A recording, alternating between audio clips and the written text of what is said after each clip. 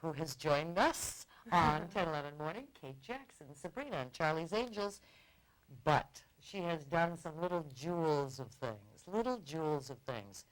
I saw you in The Killer Bees with Gloria Swanson. That was a wonderful, wonderful production. You know what? I liked it too.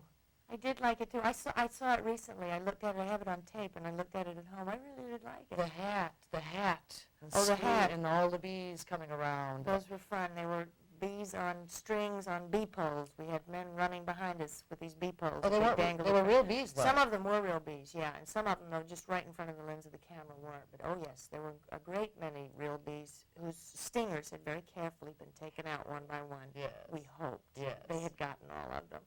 And we also saw her in James at 15, which was another delightful little thing. Thank you very much. And Topper, and of course, which you co-produced. Yes. Yeah, that was a lot of fun.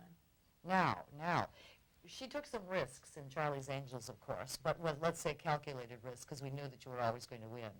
Now she's made a new movie. It's called Making Love, and this certainly is a risk, because it deals with homosexuality. Yeah. Why did you want to play this part, Kate? In the first place, I liked the script very much. I thought it seemed to me to be quite honest and well written. I think probably knowing that Arthur Hiller was going to direct it was the main reason that I wanted to do it. You've called him an actor's director. Oh, he How is. does he work with you to help you? That's exactly it. He works with you. You're not a puppet. You're not a person without a brain. There is a communication.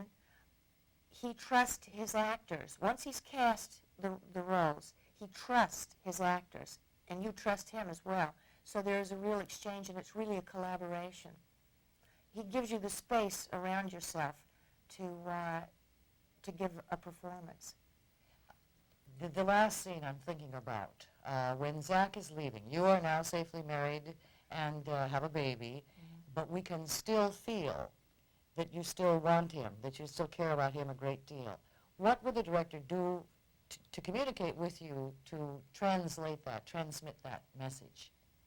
Or is that your responsibility as the actor? Well, it's my responsibility to do my homework and to bring things in, to show the director so that he can say, I think that's good, but why don't you try that a little differently? I can't just come in and say, okay, tell me what to do. It's my responsibility to do my homework and to bring things in. I also like to work in a way. I like to try to make truthful choices, but to choose the most interesting of those honest choices in playing a scene. For instance, there's that thing that everybody's heard. Spencer Tracy said, what's it like to be an actor? Know your lines and don't bump into the furniture. But there's another little part to that. He said, and always serve it up with a little gravy. So I look for the gravy, too. So you give more, do they cut you back? It's much better to go too far and to have to come back than to not go far enough and have to have somebody shove you. So maybe I give a little more. Kate, what was the hardest thing for you to do in the film? The hardest thing to do, well, the most challenging thing was the close-ups when we looked directly into the camera and talked. Those were... And the faces blended, so it almost was like amazing? The mouth of the other person. It was like you speaking. could leave the eyes there, too. You could leave the same eyes and just sort of change faces in some of those. The most difficult scene was the scene where he tells her that he is homosexual and that he has made the decision to. I waited for your reaction. I wondered, how is she going to accept this information? She's been married for 8 years, and she gets the information from her husband that he is homosexual. And I thought, okay, Kate, this is your big chance now. As from a gut level reaction, as an actress, what do you have to do? Listen to me. I have stopped denying it. I've been with someone. What do you want for dinner? You want veal or fish? Last night you said you could handle anything. Stop it! Shut up! You say you can handle anything! Last What are you telling me, that our whole marriage has been a lie? I tell you what, we approached that scene, we started it, we worked on it hard one day. We really worked on it. And we had to go away from it because it wasn't working. The writer did some rewrites, and we came back to it about 2 weeks later and worked again, another day on it, and had to go away from it again. It still wasn't working. We spent that night in Michael's trailer. We all stayed until like 11, 12 o'clock at night, working on it, trying to figure out what we had to do to really make the scene work. And the only thing that I knew was I kept saying, I don't know, but I know I have to hit him. I don't know how and I don't know when, but I know I have to hit him. So the director didn't tell you to hit him. You felt like... Well, it was then, we didn't know exactly where the hit came. And for people who haven't seen the movie, maybe I'm giving a little too much away. But when Michael and I blocked the scene,